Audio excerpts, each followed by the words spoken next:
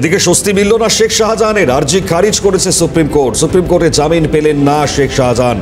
আরও একবার জানাই, স্বস্তি মিলল না শেখ শাহজাহানের।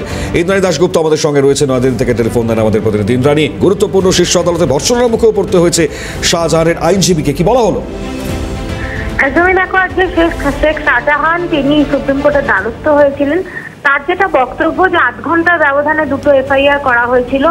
একটা সিবিআই যে তার বিরুদ্ধে দুটি এফআইআর করেছিল, সেই একটি মামলায় তার জামিন হলেও অপর একটি মামলা তার জামিন হয়নি। 9 মাস ধরে তিনি জেলে রয়েছেন, তাকে অবিলম্বে স্বস্তি দেওয়া হোক।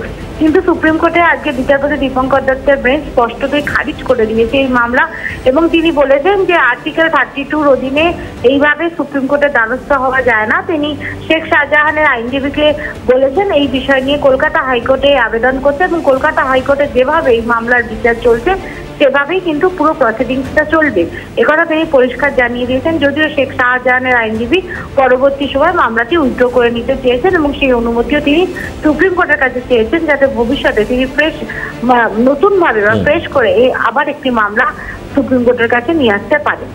ধন্যবাদ ইন্দ্রাণী।